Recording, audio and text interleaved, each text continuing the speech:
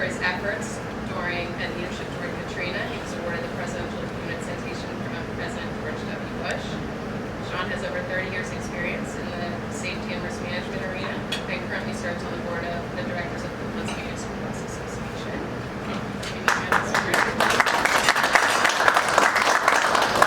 And to Shawn's right, we have a man I think everyone in the room knows, David Hackett from Cozen, O'Connor. And Dave focuses his practice on representing and counseling employers concerning the full spectrum of labor and employment-related issues. Dave has represented employers before federal and state courts. This is a very intense bio. I'm going to skip to the bottom. That's the good enough. Okay. In addition to providing daily counsel to employers, Dave drafts personal policies, severance agreements, affirmative action policies, employment agreements, and more. He also assists the clients when seeking to interact with government entities and elected officials on the local, state, and federal level. And then lastly, we have Mr. Bubeck from the President and Chief Executive Officer of RETTEW, a multidisciplinary engineering firm with 10 offices within the United States. Clayton joined RETTEW Associates in 2000 and has a diverse background in environmental and civil engineering, oil and gas, and renewable energy services. So we're very happy to have you all today. Thank you so much for being here. I'm going to give you guys one quick minute to give us an overview of sort of what you've been doing thus far since we were hit to the pandemic and now that we are moving out of it. Sure. Okay, thanks for the opportunity. I had a chuckle when I saw the email that said the new normal. We've been back in the office since mid-summer of 2020. School bus operations is not really a remote. There's not an app to get the kids to school. 3 points I'd like to just drive home to you right now. If you've not done this, pull together a work group. Don't make this one person's job. We put together a work group of 6 people between operations, HR, and we actually have our guy for supply who worked for CHOP for 17 years. He's been invaluable. The second thing I would say, over-communicate. Over-communicate to your employees, your customers, and the regulatory folks. And with that, I want to make a plug for our Chester County Health Department. Gene over there has been phenomenal. Sarah's even been better. So if you're going on this and it's new to you, contact them. They don't answer their phone, by the way, because you know why? People yell at them. Email, they'll be great. The third thing you want to do, it's true though, they'll get right back to you. You got to stop yelling at the health department. It's not their rules, okay? Third thing is put together an easy working doc. If you haven't done it yet, do it. It's going to be guide you through the whole thing. I can share what we did. It's a 4-pager. It's evolved in the last 2 years and it's going to continue to evolve. But I'm here to answer some questions. I'll give you some more information if you have an opportunity to speak. Thanks. So we've been consulting with our clients, employers, about what to do during the pandemic, how to comply with all the rules, requirements, leave things that you had to do. And largely what we found is that employers became very adaptable and were able to be productive. And now that we're coming out of the pandemic, the question is, how do we get back to the new normal? What is the workplace going to look like in the future? And I think that's still a little bit of an unknown. But I think working together and having a dialogue is the most important thing. And I think that we're seeing work shortages that exist in numerous industries, and how do employers reach that? What is it that employees need? And I think that's a work in progress. We think we're going to see a lot of, there was a lot of people who made it through the pandemic, but were not excited about their working conditions that they had to endure during that, such as nurses that were on the front lines. Most of the people that were on the front lines had a very difficult time. We're expecting, as we come out of this pandemic, we're going to see a lot of efforts to unionize. With inflation, with work shortages, there's going to be a demand for labor. There's going to be an efforts to unionize. Now that the union members can be out there talking to people and influencing them and making an effort. We really going to, and with an administration that is blatantly pro-union, we're going to see the NLRB bending over backwards to allow that effort to move forward. So that's something that we're anticipating. And then I think how we'll talk, I'm sure we'll get into a dialogue about it. What does the workplace look like? How do you make sure that you're attracting workers? How do you make sure that you are engaging workers and getting back to what you see as the new normal and what you're expecting from your workers? Good morning, everyone. Thank you for coming out.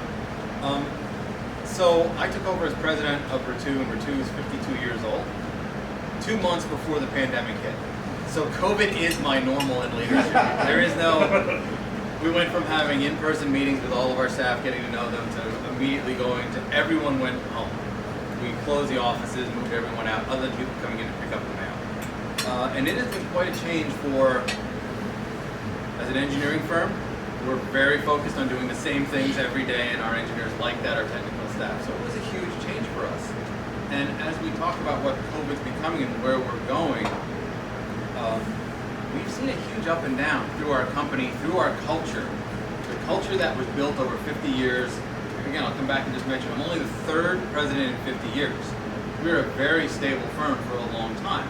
People work there a very, very long time through their whole careers. So those huge changes have actually eroded our culture through COVID. So as we're talking about this and looking at bringing people in, what we do with our existing employees, and how we manage our way through it, I'm actually going to talk a lot about culture and what it has meant to RETTEW and what we're trying to do to lead through it. We did the same thing you did immediately. We're very fortunate to have a safety division at RETTEW. We formed a COVID-19 team. I was doing emails and videos every few days out to all of our staff, but still, they were very concerned about their livelihood, what's it going to mean to them, their jobs, and their future. So culture to me is the biggest thing that COVID has changed, at least at our firm. Right, all right, we'll get right into it. So the economy's strong. We are seeing great spending, a lot of savings, despite inflation being at a 40-year high. We have 3.7 million more workers, or a million more jobs available than workers unemployed. And we are seeing supply chain issues like we've never seen before. So all that stemming from COVID-19, among other factors.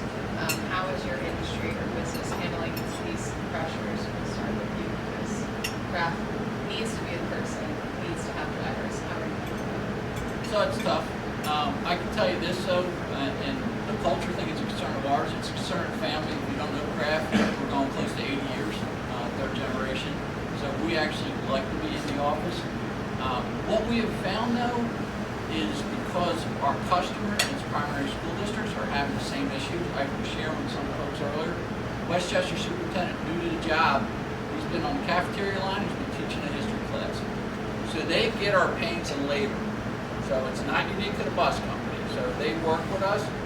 We have tried to attract people. You know, there's a question later on about childcare. If you need someone who needs childcare, they can come work for us, because guess what? You can bring your kid to your job with us. So that's a plug for us.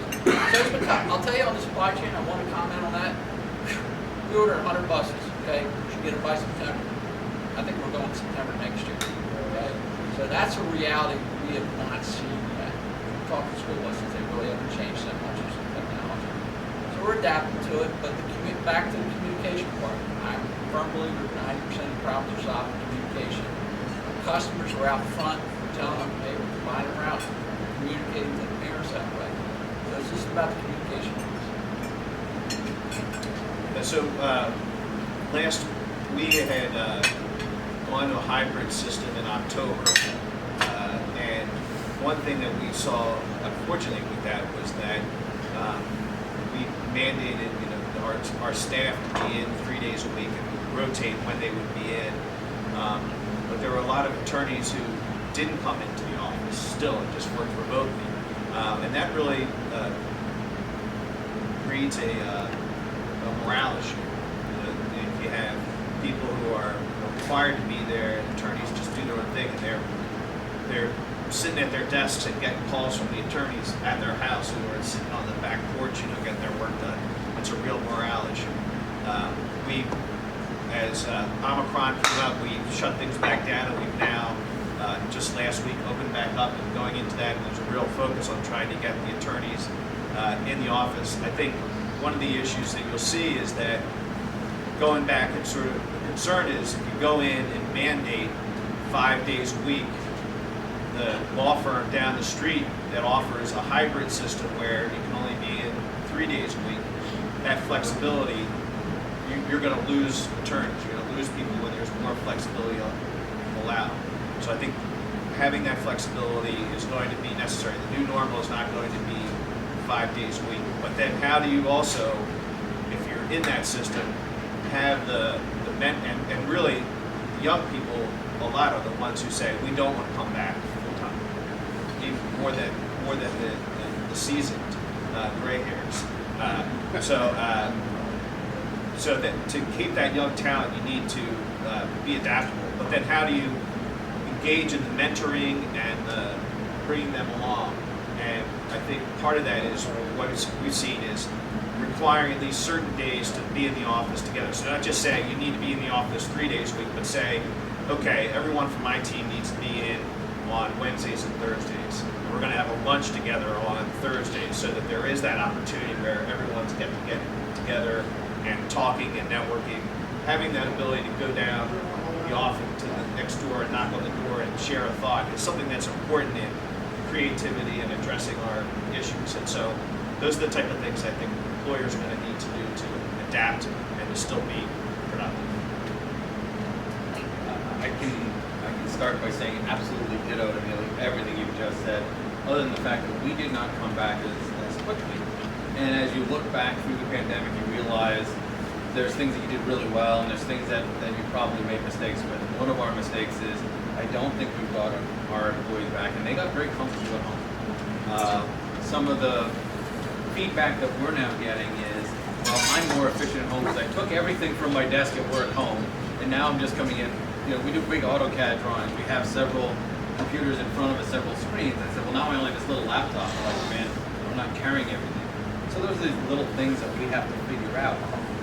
But actually, I'll go back to the question. There's other things I want to talk about later. Yeah, Dave answered question two, but feel free to answer number one. Very fortunate I look across the room. Actually, RETTEW works for a lot of your industries.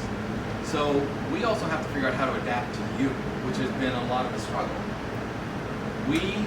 As the economy's going up and a lot of places are extremely busy, we actually struggled in 2021. We had a rough year because our staff was not going out and seeing their clients to be able to get the next job. And their clients aren't in the office to be able to sit and talk about those jobs. And then the supply chain side, we can't get the stuff to build what we just designed. So it really retarded a lot of the work that we would normally be moving forward on. Great example, in New Jersey, we're building a large solar project. The township has not had a meeting in 13, they've canceled 13 straight meetings because of COVID. So no permits have been approved. The 13 meetings in a row. Our clients are losing their minds. Of course, they're going to the attorney saying, can we sue them? We said, no, let's not sue the township. But it's because of COVID, and how do we adapt to that? We should be moving forward on the next job. So that's something that, again, as we look at whatever this new normal is, how do we get out of whatever phase of COVID we're in, back into being able to run our economy and get everything moving the way it should be. And as people that are engineers on the front of the spear working for you to do your next jobs, it's been very difficult for us because a lot of our clients are held back from being able to do what they need to do, supply chain, permits, things like that. And that's a problem that I don't think many people are thinking about.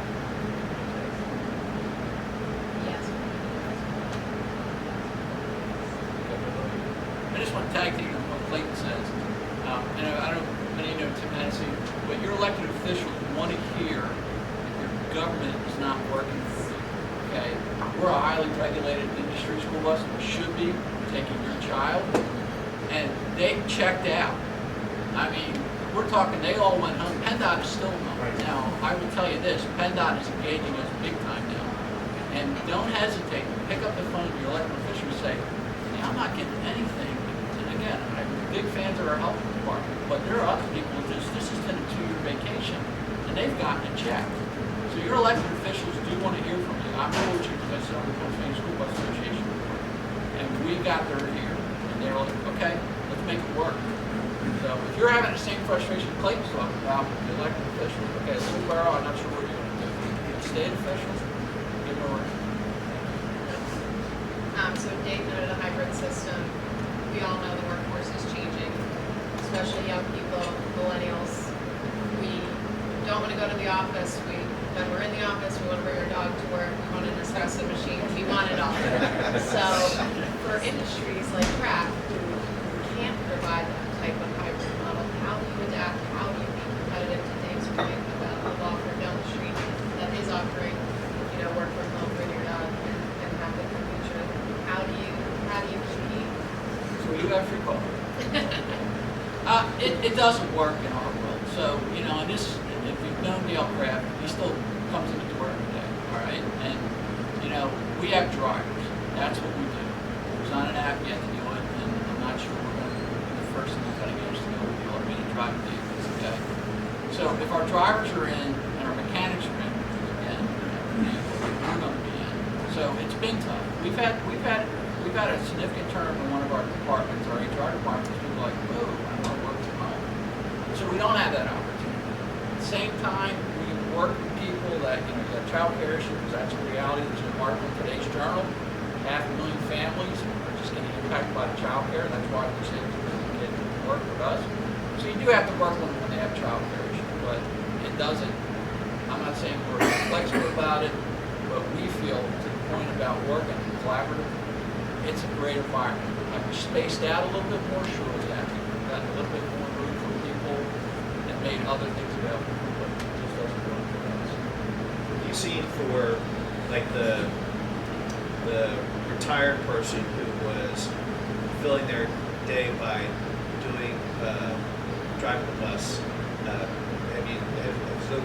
Did the pandemic drive those workers away? The fear of getting infected? It did. And how have you adapted to that? So it did. We lost a lot of folks. So we worked, and our IU is a great IU to work with. We were the first to get the drivers through back in March of 2021 to get the J&J shot. So we I don't know if you saw that setup up there they did. It was like a military, big family military, great operation, okay? So we did that. Once they got their shots, once they got their boosters, you can't fish every day. So they came back. Okay. But we also weren't transporting kids that much. So they're coming back now. So it's working for us. We'll just add to that, there are 2.4 million more retirees in the workforce now than there were pre-pandemic. So the question I get the most at the chamber is, where are our workers? Why are there 3.7 million more jobs available than people on unemployment? It's because people retired early, 55, 60, because they didn't want to get sick at work. And moms, we're going to talk about moms. There's 1.5 million moms not in the workforce than they were pre-pandemic.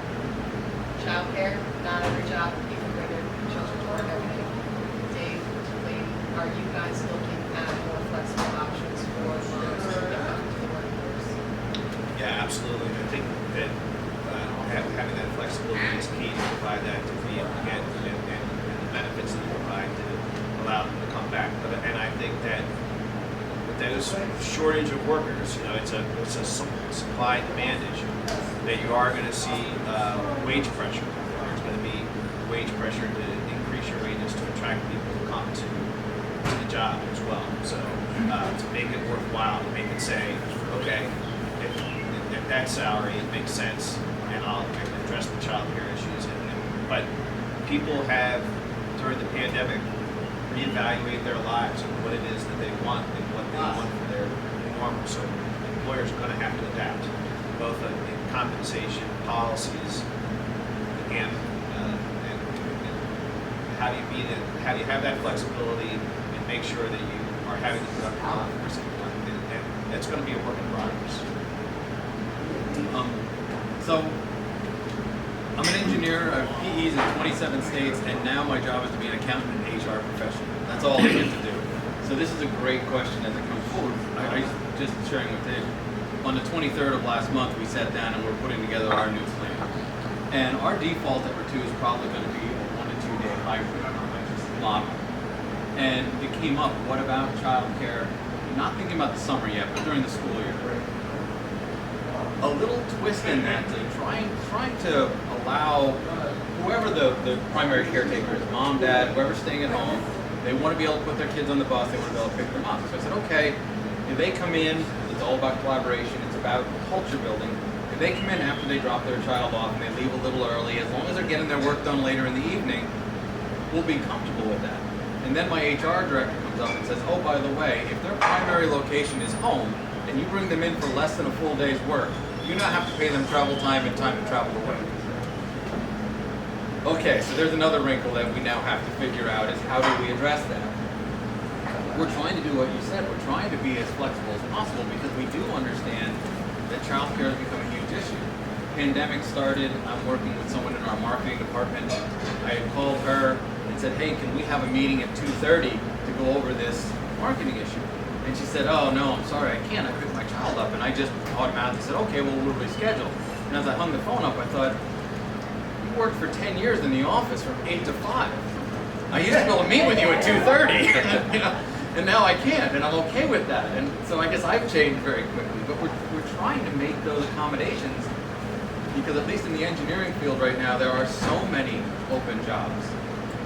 I will not be able to keep them if I don't give these options to the professionals that are out there because there is another firm that will take them immediately.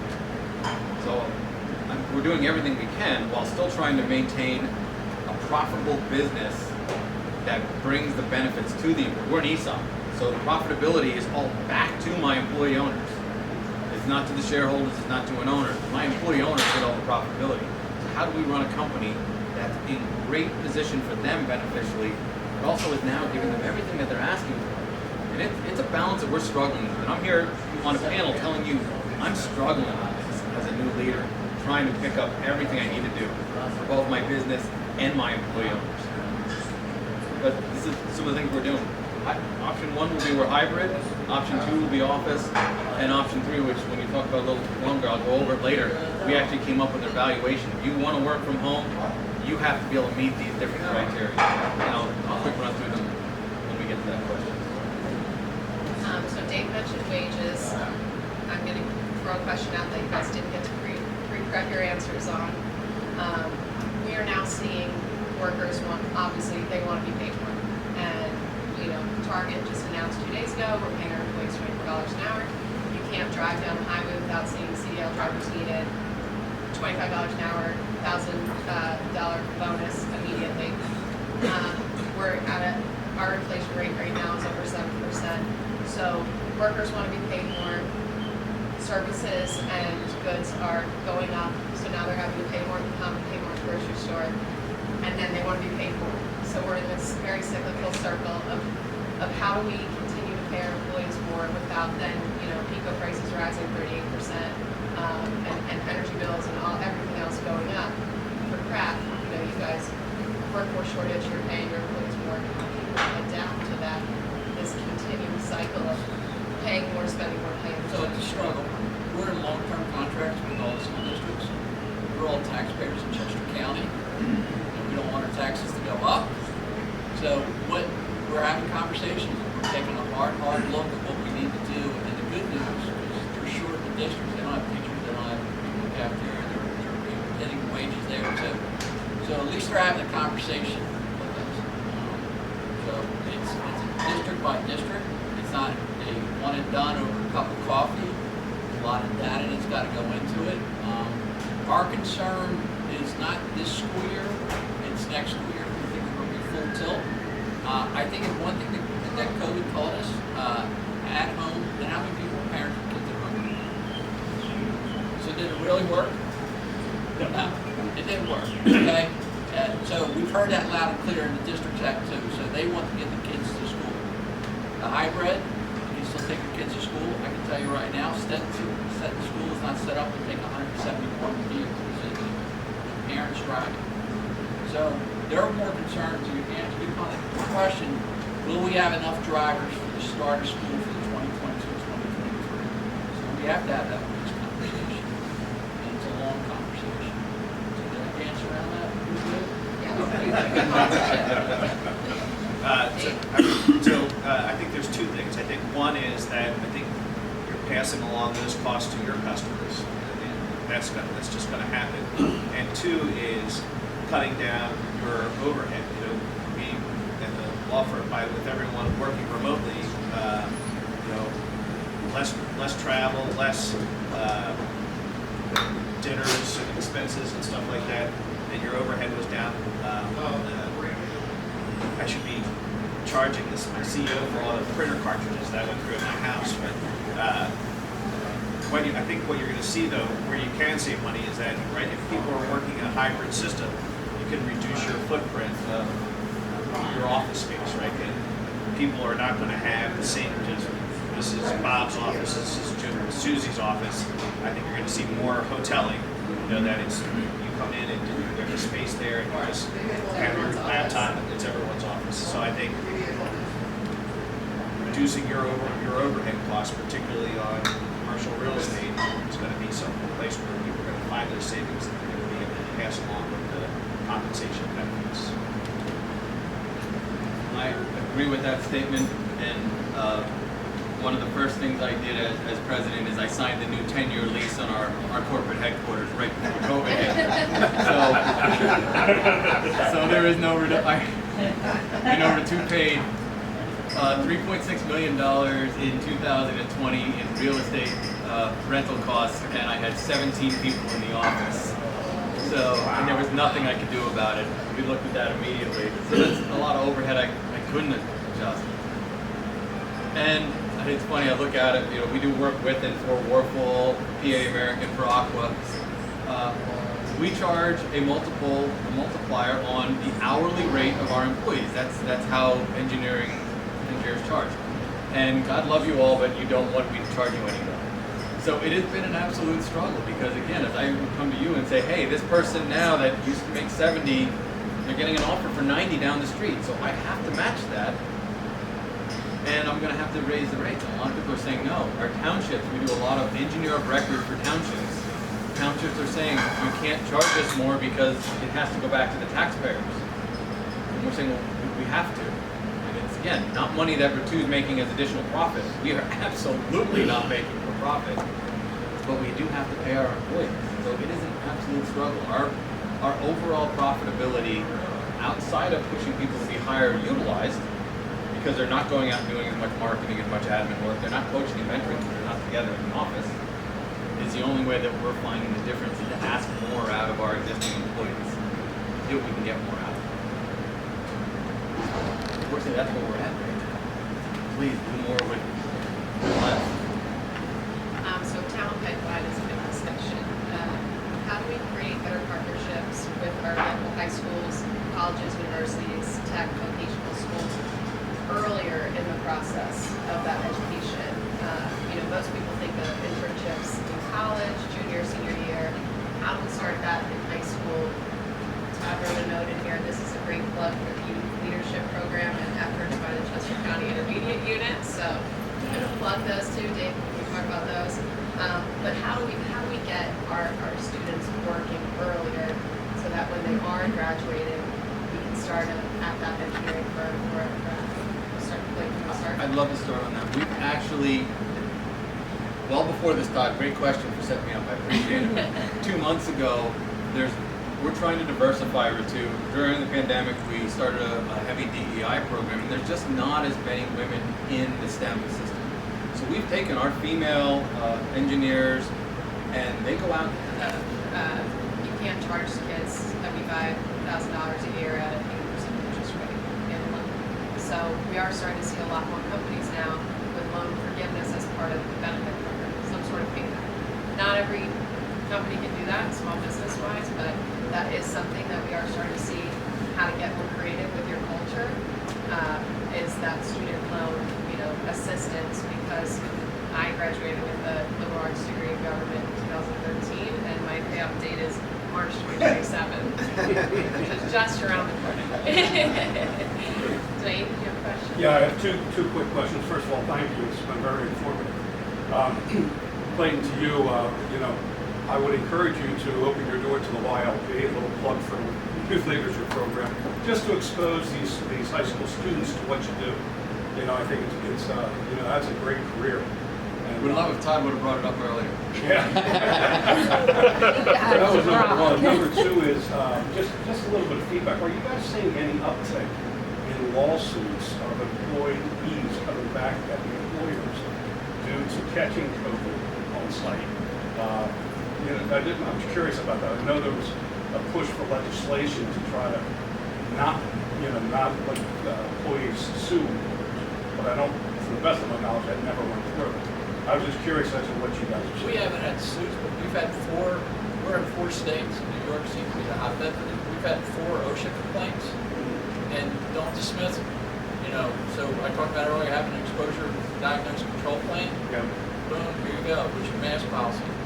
So if you have not put this stuff, it's all in your head, and you haven't put it on paper, if you're familiar, refer to my attorney here. I think you have 10 days to respond, and they want a quick response. We were able to take care of all 4, but take them serious. So OSHA's on top of it. So with those suits. Yeah, I would say that absolutely, there's a general duty to provide a safe workplace, and we've seen issues with that, with COVID falling under that, and OSHA enforcing that. So that's definitely make sure that you have a policy with that. And we have seen people bring lawsuits related to getting COVID. It's covered under workers' comp because it's an injury suffered in the workplace. The ability to prove that we think is exceptionally difficult to prove. But at the same time, you're going to see that's working through the system right now of what whether it can be proven and recovered. But you have a sympathetic ear for a workers' comp judge in that situation. But we've had so I know, for instance, SEPTA is one of my clients, and they have cases where they've had workers who died of COVID, and they're attempting to make a claim to say that it was because they were in the workforce and they were driving the bus and exposed, and therefore suffered the death. So it's a big issue. We're slightly different, and one of the reasons that we stayed at home as long as we did is we're covered for a lot of our clients under what's called IS Net World. So we have to have a safety rating to be able to work for a lot of large manufacturers, and they look at that safety rating. And if we have an OSHA complaint, like you said, COVID's actually allowed to be under a workers' comp OSHA complaint. The flu is not, but COVID is. And if we get that complaint, all it says is on our IS Net World is we had an OSHA something above first aid. So we could lose a lot of our large clients because now we're an unsafe company. So that's one of the reasons we kept everybody home, because even if the person working at the front desk got COVID and said, I got it at work, we have to accept that claim through OSHA. And it goes on IS Net World because we're an ethical company, we always put everything there. And then we end up losing very large clients that look at those safety ratings. So that's one of the reasons we didn't come back to it, because it was a huge liability for us. Hi, I'm Anna Myers. I'm with Commonwealth Charter Academy. We're the largest cyber charter school in the state. We have grown from 12,000 students to over 21,000. And so as you can imagine, keeping pace with hiring has been extremely difficult. We have managed to, but it has been difficult. But I work in their workforce development. We have a very robust program internally for our students. We have over 7,000 high school students throughout the state. And commenting on everything that has been discussed today, we have formed a lot of wonderful partnerships with industry leaders throughout the state. Our biggest issue, however, is getting the parents' attention. So, we have formed certificate programs, apprenticeships. There's a lot of opportunities for our students, but a lot of times they're not taking advantage of the programs because the parents, the caretakers are so focused on them going to 4-year colleges. That's all they're paying attention to. They're not even opening the emails that we're sending about career pathways, development, et cetera, and the opportunities that we have. So, and as I sit in a lot of different workforce development boards throughout the state, as I represent CCA, and a lot of the school districts are saying the same thing. Parent engagement is key, so we have to somehow educate the parents that these opportunities are out there. Having said all this, 60% of our students are going directly into the workforce rather than a 4-year college. But they are going into the workforce a lot of times without certain certificates that they could have gotten while in high school through the programs that we offer. So I just wanted to put that out there for food for thought. Any other questions or comments? Hi, good morning. I'd stand up, but I don't want to block anybody's view. Mike Capoletti with Warfel Construction. Clayton alluded to that. We're 111 years old this year, so, and I haven't been there that long. But anyway, getting back to a couple of comments that I heard today, I think it becomes incumbent, and I'll ask you a question if that helps, but isn't it incumbent on our employers working in a hybrid situation to set, and I think we alluded to this, to set clearly defined metrics? What do I expect? Do I expect so much work? Do I expect so much business to come in? Do I expect whatever it is? And you clearly define that. And the other thing, and you can go ahead, but the other thing I think we have to point out is that in the workforce, I mean, I know a lot of kids who are 80, 90, $100,000 in debt. They have a liberal arts degree and they're pouring coffee at Starbucks. I mean, to me, that's like a life sentence. It's like, how do you get out from under that? When maybe, you know, because of the high schools, and this again is a question, should the high schools be focusing on not how many kids we got into college, but where are these kids in 4 years? What is their success rate? How have they done? At 18, a kid could start earning money, being an apprentice in a trade, and then take that into maybe business school and have his own business. So, a couple of things that I see that unless that paradigm shifts in the high schools, and they're not rated on how many kids they send to college, but what is the success rate of those kids? And again, another metric you would have to define, but that's what we see. Because dinosaurs like myself, you know, the people who started in the trades and have moved on to different positions, we're out of the business. And I don't know who's going to pick up the reins going forward. So again, thank you for your comments. Those are all great points. I know Clayton wants to Yeah, share I this, do. So we put this together, and I'd be happy to share it if anybody wants to grab my my card afterwards. This is the metrics we put together. We made an acronym called Jimmy. It starts with you have to evaluate the job. Is the job position suited and well for remote work? Some jobs are not. So you sit down with the employee and say, does this job position suit? The individual. Is the individual a role model in working independently and proactively in their communication? The individual has to be that way. M, manager. The manager has to be a role model in managing a team that's remote. They also have to manage other teams remote. Can the manager manage that person that way? The environment. Does the individual have a dedicated workspace, sufficient bandwidth, and the ability to work without distractions, which includes childcare or pet care? Can they do that at home? And then finally, evaluation. Is the remote environment meeting or exceeding performance expectations of the employee and the manager? If you can meet those 5 things, we're happy to allow you to work at home. But that's what we set it up. And then we actually have a selection qualification example, again, for the environment that you state that I do have this stuff at home. I have sufficient bandwidth. You know, other people can use my intranet at home, but do I have enough bandwidth to do the work and get it done? So that's what we're looking at for the evaluation to allow people to work.